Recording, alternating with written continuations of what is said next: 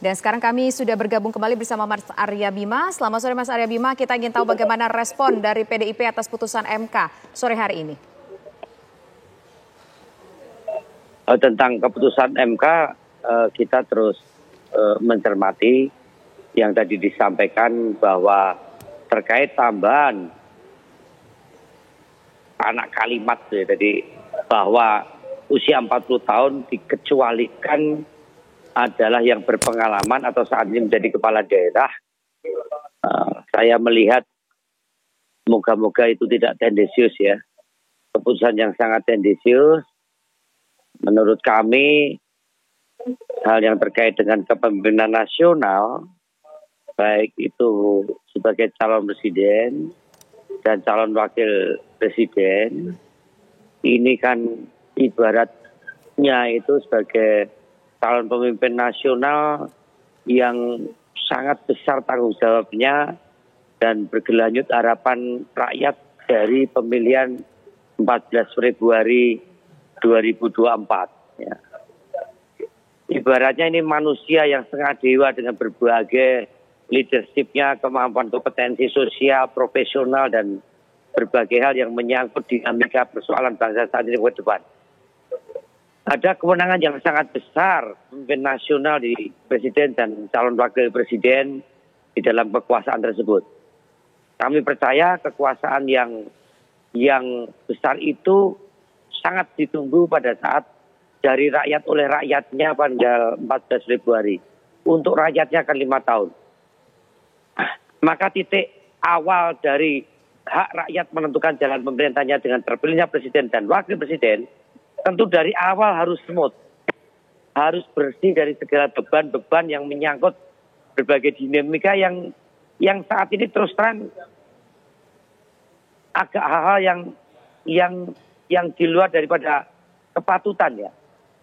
Apalagi kalau betul-betul terjadi, ya, hanya sekedar ingin menjadi cawapres yang kami tidak percaya, yang seolah-olah Pak Joko Widodo dan keluarga terlibat di dalam berbagai rekayasa di Mahkamah Konstitusi. Kami saat ini tidak percaya, apalagi itu diarahkan pada Mas Gibran, di mana untuk menjadi calon wakil presiden perlu ada usaha untuk mengotak-atik konstitusi demi kekuasaan. Ini yang menurut saya ada hal yang kurang pas kalau toh itu benar terjadi. Maka kami percaya sampai hari ini Pak Joko Widodo tidak akan mengizinkan Mas Gibran untuk menjadi salah satu kandidat calon wakil presiden. Karena Pak Jokowi juga tahu persis bagaimana menyiapkan putra-putrinya, termasuk cara beliau sejak dari kepala daerah, gubernur sampai presiden, yang tentunya situasinya sangat berbeda dalam iklim yang saat ini menjadi wacana yang sangat negatif terkait dengan keputusan MK ini. Saya yang tahu betul Pak Joko Widodo dan tahu juga Mas Wali amat sangat ya kecewa dan juga tidak rela Mas kalau Arya sampai Bima. ada penghujatan yang semacam itu. Mas Jadi pandangan Arya Bima, kami terkait dengan MK masih berusaha apakah keputusan MK itu otomatis menjadi undang-undang pemilu, apakah KPU dan Bawaslu saat ini akan menyelenggarakan pemilu yang tanpa perubahan undang-undang terkait dengan batas usia yang sampai hari ini masih hanya 40 tahun tanpa ada perkecualian. Ya, kami melihat, menurut kami keputusan MK harus ditindaklanjuti ke perubahan undang-undang pemilu. Ya, siapapun nanti yang akan maju, apalagi ada tambahan klausul tadi, sedang atau pernah menjadi kepala daerah, dengan usia 40 tahun saat ini menjadi keputusan untuk bisa didaftarkan ke KPU. Belum ada perkecualian pernah atau sedang menjabat kepala daerah. Dan PKPU itu sumbernya adalah undang-undang. Mas Arya Bima. Saat ini perlu ada pencermatan karena KPU melihat bahwa perubahan itu otomatis akan menjadi peraturan PKPU yang menyesuaikan. Persoalannya undang-undangnya apakah langsung otomatis Ya langsung lah, berubah. Tahu deh.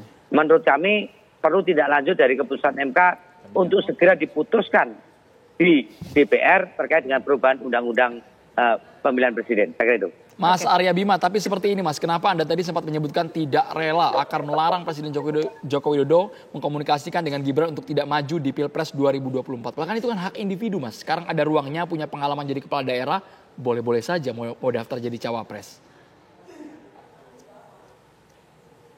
Oh ya, kalau kami terus terang juga melihat ya banyaknya kader-kader Partai PDI Perjuangan yang saat ini mendapatkan apresiasi terkait dengan berbagai keberhasilannya, itu merupakan sesuatu yang luar biasa. Tidak hanya Mas Wali Gibran, tapi juga wali kota dan bupati serta gubernur yang lainnya yang terus masuk dalam meritokrasi di penjenjangan pengkaderan PDI Perjuangan. Tapi sekali lagi bahwa ada norma tertulis, ada norma-norma etis dan asas kepatuhan dalam setiap urusan di internal partai kami maupun urusan politik kenegaraan yang khususnya menyangkut juga masalah kepemimpinan di jabatan publik. Ya. Ini yang menurut kami tidak keberatan bahwa ada kader-kader partai yang terus diterima atau mendapatkan pengakuan publik, tapi sekali lagi bahwa kiprah-kiprah tersebut harus teruji di dalam kepemimpinan di setiap jenjang yang ada, dan tentunya jabatan sebagai seorang presiden dan calon wakil presiden adalah suatu rute yang telah kami buktikan seperti halnya dengan Pak Joko Widodo melalui jalan politik dari kepala daerah sampai menjadi seorang presiden Republik Indonesia. Ini bukan masalah hak pribadi, tapi bagi tradisi perjuangan, bagaimana pengalaman-pengalaman yang panjang di dunia pencapresan, baik itu presiden dan wakil presiden, baik itu kita pernah kalah dan pernah menang, kita juga pernah dihujat oleh rakyat, diadili oleh rakyat, sehingga banyak hal kita lakukan corrective action untuk terus memperbaiki. PDI taat konstitusi itu menjadi landasan yang kami pakai supaya rakyat itu melihat kami dengan cara-cara yang memang jalur berdemokrasi dalam mentradisikan apa yang menjadi hal-hal sesuai dengan konstitusi yang buat. Konstitusi tentang batas usia ini kan termasuk Gerindra, termasuk Golkar, termasuk PAN, semua ikut membahas kenapa kita putuskan 40 tahun. Bukan kami tidak setuju usia di bawah itu, tapi itu kan satu keputusan politik supaya ada suatu proses kematangan dan kedewasaan seorang pemimpin pada saat menjabat sebagai seorang presiden Republik Indonesia. Baik. Perlu ada suatu proses, dan proses itu akan terjadi proses pengembangan diri dan dengan pengalaman politik yang panjang, sehingga pengalaman-pengalaman itulah menjadi jalan melalui ilmu kehidupan untuk mematangkan setiap kader, akhirnya kader tersebut bisa selesai atas dirinya sendiri. Kemudian bahwa seorang yang masuk di organisasi kepartean, Mas, kan tidak hanya bicara soal hak, juga kewajiban. Mas Gibran waktu itu kan bisa juga misalnya melalui calon independen. Tapi Mas Gibran kan akhirnya memilih jalan kepartean. Nah, di dalam aturan kepartean itu kita tidak hanya menyangkut hak, tapi juga karena banyak mengelola hak-hak anggota-anggota yang lain, maka hak-hak sebagian hak kita ini kita jadikan kewajiban untuk mengikuti berbagai aturan yang ada. Jadi konstitusi partai kita merupakan turunan konstitusi negara, di mana setiap pemilu pilarnya adalah partai politik. Oke, Mas, dan KPU. Mas, saya kira itu yang menjadi catatan kami. Mas Arya Bima, oke lah, kita dapat poinnya bahwa PDIP tidak setuju jika Gibran menjadi calon wakil presiden, terutama dari Prabowo Subianto. Apa dampaknya kemudian kepada keanggotaan Gibran Rakabuming Raka di PDIP? Gimana Mas? Mbak? Bagaimana dampaknya dengan keanggotaan Gibran di PDIP? Oh, kalau soal itu kami sudah terbiasa menghandle persoalan-persoalan. Ada wilayah yang nanti Dewan Pimpinan Pusat Partai akan membicarakan lebih serius tentang hal-hal yang menyangkut masalah Mas Gibran. Karena sampai hari ini kami tetap percaya Mas Gibran adalah kader partai yang taat konstitusi partai dan bersama Pak Jokowi. Begitu juga Pak Jokowi juga kader partai PDI Perjuangan yang memang sejak dari kepala daerah sampai dengan presiden melaksanakan berbagai penugasan-penugasan yang publik akhirnya puas. Termasuk Mas Gibran pun saat ini juga sukses menjalankan posisi sebagai kepala daerah yang tetap di dalam jalur konstitusi partai. Jadi kami PDI Perjuangan memang tidak menyediakan proses yang begitu instan buat kader-kadernya untuk menduduki jabatan publik, karena antara kematangan, kedewasaan, kemampuan akan berjalan seiring dengan cita-cita hak setiap kader untuk mendapatkan penugasan, dan hak partai juga untuk memberikan penugasan.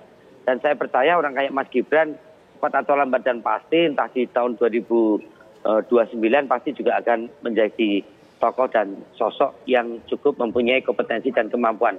Kalau sekarang rasanya terlalu dipaksakan, apalagi banyak sekali kritik-kritik yang cukup mengganggu kader partai kita, yang bisa mencederai partai kita, seperti hanya misalnya berbagai media menuliskan seolah-olah ini adalah rekayasa atau keinginan seorang figur Pak Jokowi sekarang yang menjadi presiden. Seolah-olah ini adalah mahkamah keluarga yang diintervensi oleh kepentingan Pak Jokowi yang sekedar ingin memasukkan Gibran sebagai calon presiden. Hal yang semacam itu kami percaya tidak akan terjadi dengan sosok seorang Jokowi, dan kami sangat berharap supaya itu tidak menjadi hal yang pembenaran. Sebaiknya Pak Jokowi tidak kali ini menunda dulu keinginan Mas Gibran untuk menjadi calon wakil presiden, dan kita yakin melalui jalan kepartean Mas Gibran pun juga akan menjadi tokoh nasional, entah itu calon wakil presiden maupun presiden di tahun 2029. Saya kira itu. Baik Mas Arya, kita ke Bang Habibur Rahman. Gibran masih sebagai kader PDIP, punya ADART sendiri setiap parpol. Anda melihat seperti apa untuk mulus menjadi pendamping Prabowo? Ya, ini bukan fenomena yang baru ya. Apa namanya, pasangan capres dan cawapres diusung dari partai politik berbeda. Kita ingat Pak JK ya, apa namanya 2014 ya diajukan bukan dari Partai Golkar. 2004 sorry. 2004. Pak JK, iya Pak JK. Bahkan ada Siswono Yudo Husodo yang notabene orang Golkar juga. Betul gitu loh. Jadi 2014 Jokowi JK kan Golkarnya kan ke Pak Prabowo, kurang lebih begitu. Yang saya pasti ingat bahwa kemudian resminya Golkar itu apa namanya 2004 ya, bahkan Siswono 2014 calon resmi dari Golkar adalah kepada Pak Prabowo ya. Iya, makanya resminya Pak Prabowo, tetapi berarti Pak JK 2 kali. JK ya. Kemudian ada fenomena yang belum terlalu lama juga, ketika misalnya Pak Sandiaga Uno rutin mengadakan pertemuan dengan partai P3, lalu keluar dengan ini adalah yang tersampaikan ke kami informasinya ingin maju sebagai cawapres dari tempat lain. Itu hal yang biasa dan kita menghormati. Kami tidak pernah juga memandang ini sesuatu yang salah ya. Orang berpartai itu kan pilihan ya, baik karena ideologinya maupun persoalan subjektifnya saat itu. Jadi tidak ada nilai negatif ya atau yang terlalu negatif di situ. Silahkan saja. Jadi tahapannya itu tadi ya. Kalau regulasi memungkinkan, satu. Kalau regulasi memungkinkan, kalau para ketua umum partai politik bersepakat mendukung Pak Gibran. Ketiga, kalau yang bersangkutan berkenan. Jadi tetap akan kami tawarkan. PDIP nggak rela Bang Habib tadi. Lah iya, jadi urusannya ini ke orang yang bersangkutan, gitu loh. Sebagaimana kami ketika Pak Sandiaga Uno disebut-sebut misalnya akan maju sebagai cawapres dari pihak lain, kami nggak pernah mempersoalkan rela nggak rela. Ya silakan saja, kembali ke orang yang bersangkutan, ke sosok yang bersangkutan. Tapi ada informasi bahwa berharap Pak Jokowi mengatakan jangan dulu lah Gibran jadi calon wakil presiden. Ya silakan saja, itu kan namanya sikap orang kan bisa berbeda-beda. Tapi kan ada misalnya yang saat ini berkembang, ada aspirasi masyarakat, ya kan. Walau ini belum jadi putusan Partai Gerindra dan Pak Prabowo ya, menginginkan Mas Gibran, ya itu kami resapi dan kami hormati juga. Gitu. Oke, baik. Nanti kita akan lanjutkan kembali perbincangan pemirsa, sekaligus nanti kita akan melihat ada kondisi apa di Mahkamah Konstitusi. Usai jeda berikut kami kembali sesaat lagi.